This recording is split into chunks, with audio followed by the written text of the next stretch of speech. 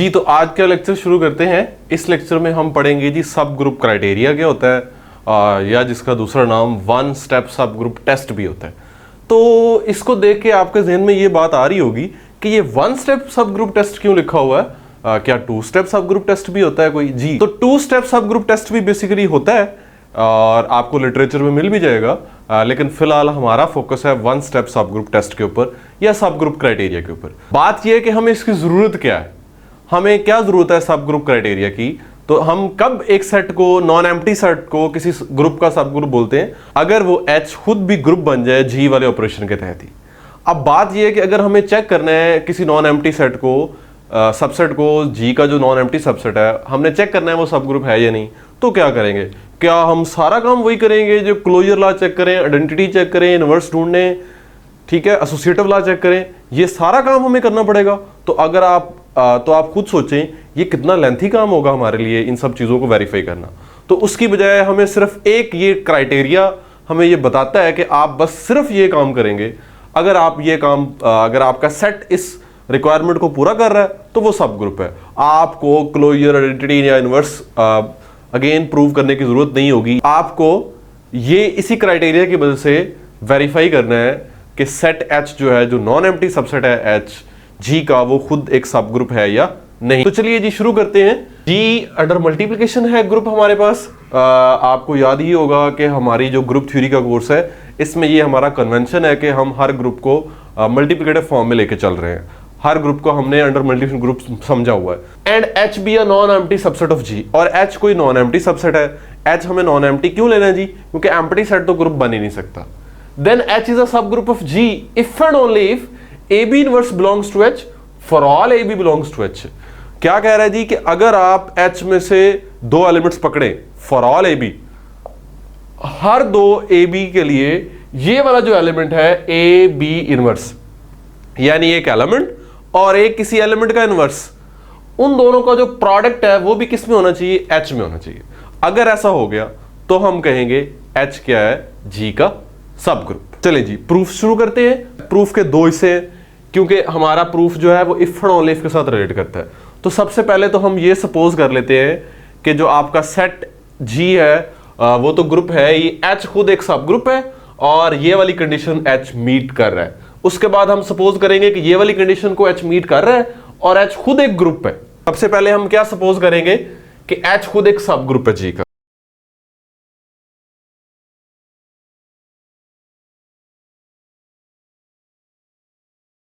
Suppose कर लिया कि H G का सब ग्रुप है। इसका क्या मतलब है? इसका ये मतलब होगा ना कि H खुद भी अंडर मल्टीप्लिकेशन एक ग्रुप है। अगर H G का सब ग्रुप है तो सब ग्रुप की डेफिनेशन ही ये कहती है कि H खुद भी ग्रुप होगा और किस ऑपरेशन के तहत होगा? जो ऑपरेशन G का है। तो G का ऑपरेशन जो कि मल्टीप्लिकेशन है तो H का ऑपरेशन भी क्या होगा? मल्टीप्लिकेटिव ऑपरेशन होगा। तो H खुद भी ग्रुप है। अब अगर मैं इसमें से कोई से भी दो elements पकड़ूं, then for all AB belongs to H, H के तमाम एलिमेंट्स AB के लिए क्या ख्याल है? B का इन्वर्स होगा H में? ये वाला एलिमेंट क्या H में होगा? सोचिए जरा, इस एलिमेंट में है क्या? ये क्या कह रहा है जी? एक एलिमेंट A है और एक इस B का इन्वर्स है। अब देखें, चूंकि H खुद एक ग्रुप है तो B H का ही एलिमेंट है तो B का इन्वर्स भी H में होगा। बिल्कुल होगा जी। और B का इनवर्स एक H का एलिमेंट है तो H के ही दो एलिमेंट्स का प्रोडक्ट भी H में होगा क्लोजर लॉ की वजह से, क्योंकि H खुद क्या है? एक ग्रुप है। तो फिर ये वाला एलिमेंट AB इनवर्स बिलोंग कर गया H में। क्यों? इसकी क्या वजह है जी? क्योंकि H खुद क्या है? एक ग्रुप है। H is a group, so AB inverse belongs to H। तो यही हमारा एक इसका पार्ट था। G, अगर H खुद एक ग्रुप है, H G का सब ग्रुप है, तो ये वाला एलिमेंट भी H में मौजूद है। अब हम ये सपोज करेंगे कि अगर ये वाला एलिमेंट H के अंदर मौजूद है तो H खुद एक ग्रुप है। ठीक है जी, हमें सब ग्रुप प्रूव करना है तो इसका मतलब यही है कि हमें उसको ग्रुप प्रूव करना है। चलिए शुरू करते। Conversely suppose AB inverse belongs to H for all AB belongs to H। Suppose कर लिया कि AB इनवर्स H में है for all AB belongs to H के लिए। अब मुझे क्या काम करना है, मुझे H को ग्रुप साबित करना है, क्योंकि अगर H ग्रुप बन गया अंडर मल्टीप्लिकेशन तो ही G का सब ग्रुप कहलाएगा। हमें तो सब ग्रुप साबित करना है ना, तो सब ग्रुप के लिए हमें इसको ग्रुप साबित करना होगा H को। तो हमें सिर्फ इसी एलिमेंट को यूज करके closure law, associative law, identity और इनवर्स की एग्जिस्टेंस शो करनी है। चलें जी, सबसे पहले हम आइडेंटिटी लेके आएंगे। अब देखें, सपोज हमने ये किया कि ए बी इनवर्स H में है for all A B belongs to H के लिए। तो अगर ये वाला एलिमेंट H में है, यहां पे A और B के बारे में कोई रिस्ट्रिक्शन है कि A और B अलग अलग होने चाहिए? A और B एक भी तो हो सकते हैं सेम। देन B की जगह भी मैं A ले लूं तो क्या बन जाएगा, ये A इनवर्स बन जाएगा। और ये वाला क्राइटेरिया क्या कह रहा है, जो मेरी अजम्पशन है, जो मैंने सपोज किया है, वो ये कह रहा है कि ये प्रोडक्ट H में है, तो इसका मतलब है A इनवर्स H में होगा। मैंने क्या किया है, मैंने B की जगह A ले लिया बस। और चूंकि यहां पे मेरे पास कोई ऐसी रिस्ट्रिक्शन तो नहीं थी ना कि A और B अलग अलग होने चाहिए, डिस्टिंक्ट होने चाहिए, ये तो एक जैसे भी हो सकते। तो B की जगह पे अगर A रख दूं, A inverse belongs to H में ये क्यों मौजूद है, इसकी वजह से, ये अजम्पशन की वजह से। तो आप ये देख सकते हैं कि ये एलिमेंट एक्चुअली क्या है, ये E है। एक एलिमेंट को आपने उस एलिमेंट के इनवर्स से मल्टीप्लाई किया। अब आप ये सोच रहे होंगे कि इन दोनों का प्रोडक्ट आइडेंटिटी कैसे बन गया। देखिए, A और A इनवर्स किसके एलिमेंट्स हैं जी? A H में मौजूद है, ऐसे ही है। अगर A H में है तो इसका मतलब A G में है, और अगर A G में है तो A का इनवर्स भी G में है, और A और A इनवर्स का जो प्रोडक्ट है वो आइडेंटिटी के बराबर ही होगा ना, वो ग्रुप के किसी और मेंबर के बराबर तो हो नहीं सकता। अगर वो हो गया तो फिर तुझे तो G जो खुद ग्रुप है उसके ग्रुप होने पे सवाल उठ जाएगा। तो इसका मतलब है E बराबर है A इंटू A इनवर्स। तो साबित हो गया जी कि आइडेंटिटी मौजूद है जी H में। E बिलोंग्स टू H, हमने एक काम कर लिया, हमने H में आइडेंटिटी की एग्जिस्टेंस शो कर दी है। अब एक और बात यह है कि H खुद नॉन एम्प्टी था, उसके बाद ये काम हुआ है। ये तो हमारे थ्योरम के स्टेटमेंट में ही मेंशन है कि H खुद नॉन एम्प्टी होगा। तो आइडेंटिटी मौजूद है जी H में। अब हमें क्या साबित करना है, हमें इनवर्स से साबित करना है, इसी की मदद से और इसकी मदद से। अब देखें जी, नाउ हमें पता चल गया जी E H में मौजूद है। तो ये जो एलिमेंट है मेरे पास ए बी इनवर्स, मैं यहां पे A की जगह E ले लेता हूं। क्या ख्याल है जी, मैं A की जगह E ले सकता हूं, क्योंकि मैंने कहा all A B belongs to H के लिए ये बात होल्ड करती है, और हमें पता चल गया है जी आइडेंटिटी H में मौजूद है। तो मैं A की जगह क्या लिख लेता हूं, आइडेंटिटी लिख लेता हूं। अब तो ये मेरे पास क्या आ जाएगा, which implies that B inverse belongs to H, और ये बात होल्ड कर रही है for all B belongs to H के लिए, और ये बात भी होल्ड कर रही है for all A belongs to H के लिए। H के सारे B के लिए B इनवर्स भी किस में मौजूद है, H में मौजूद है। तो दो हमने एक्सियम्स ग्रुप के साबित कर दिए हैं, दिखा दिए हैं, इसी एक क्राइटेरिया की मदद से, इसी एक एलिमेंट की H में होने की वजह से कि आइडेंटिटी भी H में मौजूद है और B का इनवर्स भी H में मौजूद है। अब हमें क्या साबित करना है, closure law. As for all B belongs to H, B inverse belongs to H। ये बात हमने देख ली है कि H के हर B के लिए B का इनवर्स भी H में मौजूद है। अब ये एक H का मेंबर है जी, ये वाला। अब देखें जी, यहां पे अजम्पशन क्या है कि A B इनवर्स H में होना चाहिए for all A B belongs to H के लिए। यहां पे for all B belongs to H के लिए B इनवर्स H में मौजूद है। तो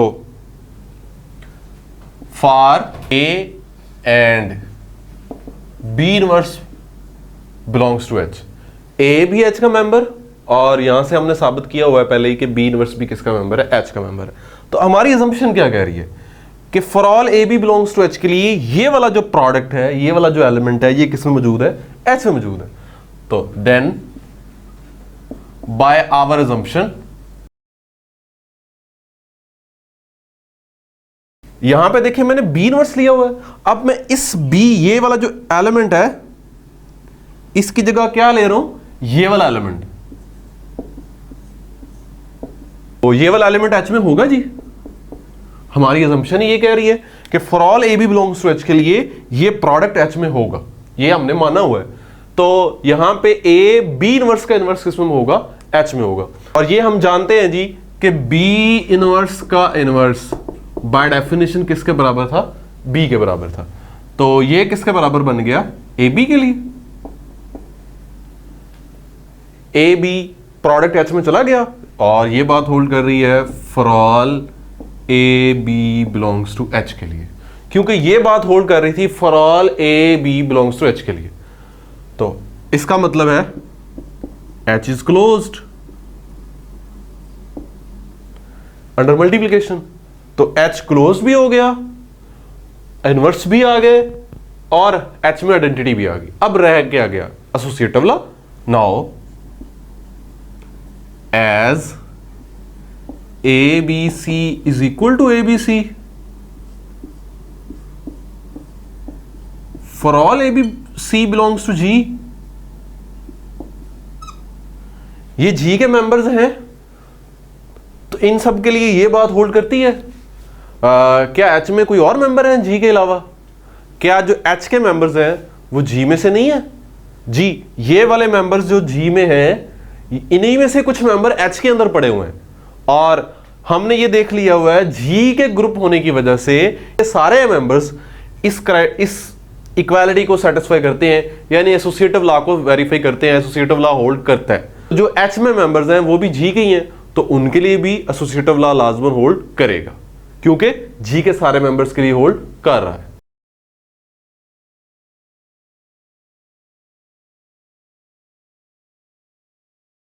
एसोसिएटिव लॉ होल्ड कर गया, इसका क्या मतलब हो गया G? H under multiplication is a group.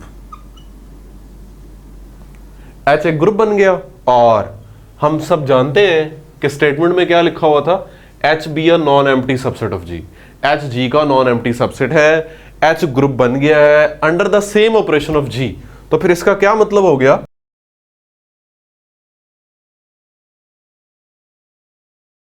तो हमने यहां से क्या सीखा है जी, कि अगर हमारे पास कोई नॉन एम्प्टी सबसेट गिवन होगा किसी भी ग्रुप का, तो हमने क्या करना है, हमने कैसे चेक करना है कि वो एक सब ग्रुप होगा? हमें सिर्फ ये वाला प्रोडक्ट एच के अंदर पहुंचाना होगा for all A B belongs to H के लिए। जी नेक्स्ट और एक एग्जांपल देखते हैं। Prove that H is equal to n Z where n belongs to G is a subgroup of जी। जो z के सब ग्रुप्स हैं वो इस टाइप के हैं, तो हमने ये साबित करना है कि ये एन जेड जो है, अगर कोई भी n आप z में से पकड़ लें तो एन जेड जो सेट है वो z का ग्रुप सब ग्रुप बनेगा। सबसे पहले तो हम लिखते हैं ये सेट क्या है, एन जेड। क्या किया हुआ जी? z के सारे लिमिट्स को आपने n से मल्टीप्लाई किया, तो इसमें सारे n के मल्टीपल्स हैं, 0 plus minus n plus minus 2n plus minus 3n plus minus 4n up to so on. तो आप क्लियरली देख सकते हैं ये H नॉन एम्प्टी सेट है, ये एम्प्टी तो नहीं है जी। अब हमने सिर्फ सब ग्रुप क्राइटेरिया लगाना है। अब आप ये सोच रहे होंगे कि हमने सब ग्रुप क्राइटेरिया तो पढ़ा था, हमने कहा था जी ए बी इनवर्स H में होना चाहिए, तो यहां पे तो ऑपरेशन चूंकि मल्टीप्लिकेशन का था, अब यहां पे तो ऑपरेशन ही एडिशन का है। तो फिर अंडर एडिशन इसकी नोटेशन क्या होगी? मल्टीप्लिकेशन किस में बन जाएगी? प्लस में, और बी का इनवर्स क्या बन जाएगा? Minus b. तो a प्लस माइनस बी यानी a माइनस बी, आपने a और b दो h में से एलिमेंट्स पकड़ के उनको क्या करना है? a माइनस बी करना है, और अगर उनका डिफरेंस यानी इसमें आ गया तो इसका मतलब होगा h जो है वो सब ग्रुप बन जाएगा। तो चलें जी, दो एलिमेंट्स लेट करते हैं। Let a b belongs to h।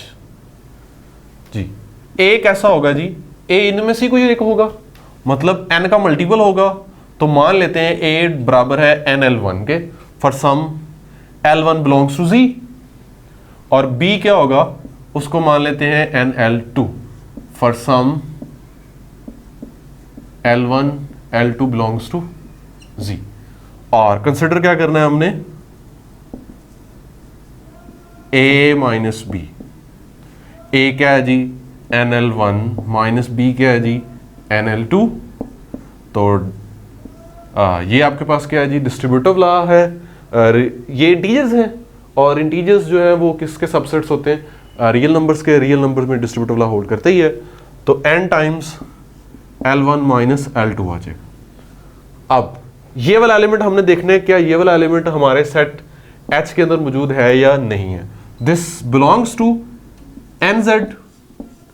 ये कब nz में होगा जी?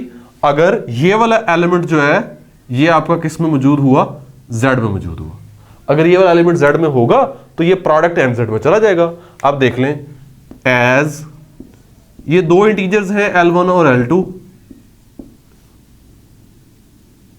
और जो इनका डिफरेंस है वो भी एक इंटीजर ही होगा जी। तो इसका मतलब है ये वाला एलिमेंट जो है L1 माइनस L2 Z में है। This implies that A minus b belongs to NZ, that means H, और साबित हो गया कि H क्या है, सब ग्रुप है G का। चलिए जी नेक्स्ट एग्जांपल देखते हैं। G क्या है, एक सेट है जिसमें मैट्रिसेस पड़े हुए हैं 2 by 2 के, ABCD, और मैट्रिक्स की एंट्रीज रियल नंबर्स हैं और AD minus BC non zero है, यानी डिटरमिनेंट नॉन जीरो है, और ये ग्रुप है अंडर मल्टीप्लिकेशन। साबित ये करना है कि सेट H जो है जिसमें कुछ मैट्रिसेस ही हैं G में से पकड़े हैं, A B 0 D, और यहाँ पे 0 फिक्स है, बाकी A B D ये कोई भी रियल नंबर्स हो सकते हैं, लेकिन शर्त ये है कि AD प्रोडक्ट नॉन जीरो होना चाहिए। AD प्रोडक्ट नॉन जीरो यानी इसका मतलब क्या है, A और D दो नॉन जीरो होने चाहिए, बाकी यहाँ पे फिक्स है कि 0 और यहाँ B कोई भी रियल नंबर हो सकता है।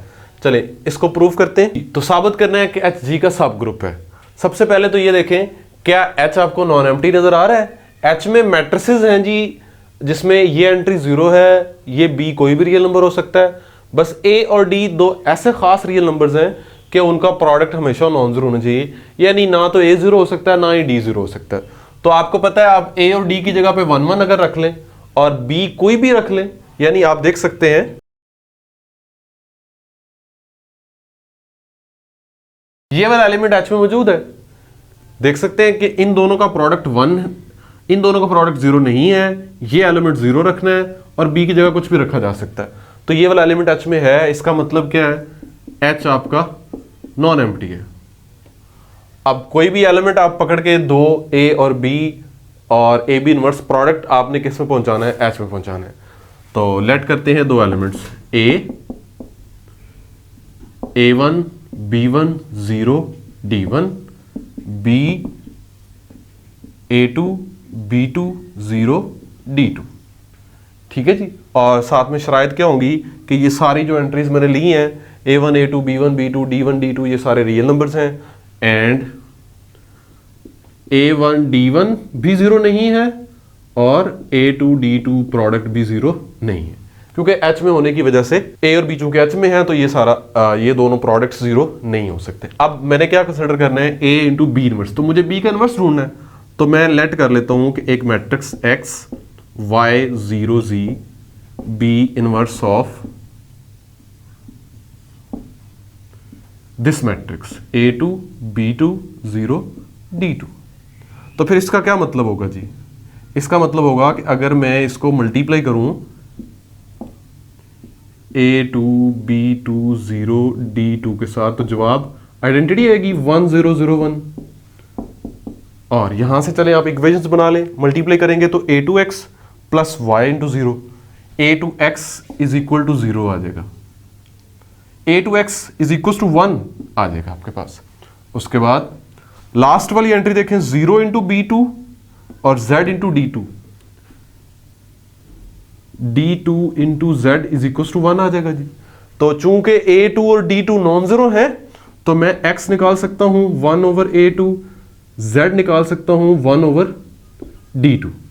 X और Z मुझे मिल गए। अब Y निकालना है तो उनके लिए मैं दरमियान वाला प्रोडक्ट यूज करता हूं, X into B2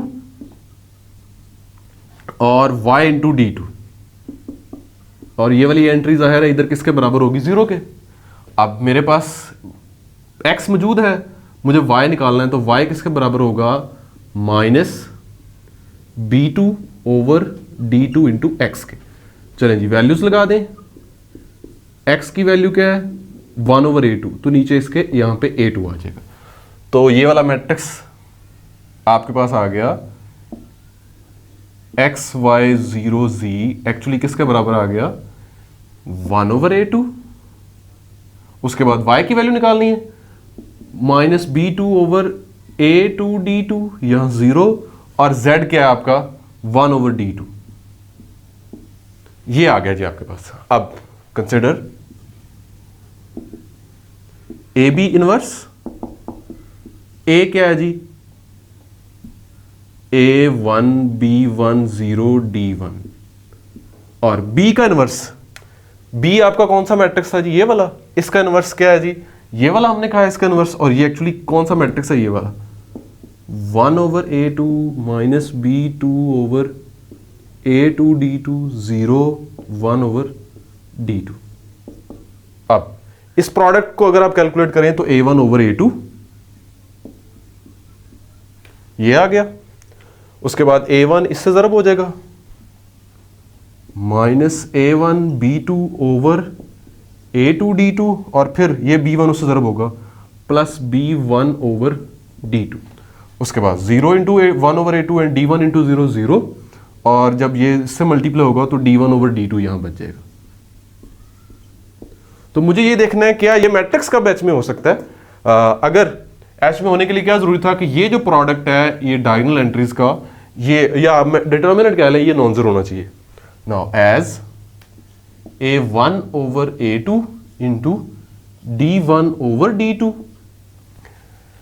A1 D1 product zero नहीं है, A2 D2 प्रोडक्ट भी जीरो नहीं है, तो ये वाला प्रोडक्ट भी जीरो के बराबर नहीं हो सकता। इसका मतलब क्या है कि A B inverse belongs to H। इसका मतलब है जो A B इनवर्स वाला आपने एलिमेंट पकड़ा था वो किस में मौजूद है, H में मौजूद है। तो साबित हो गया H is a subgroup of G।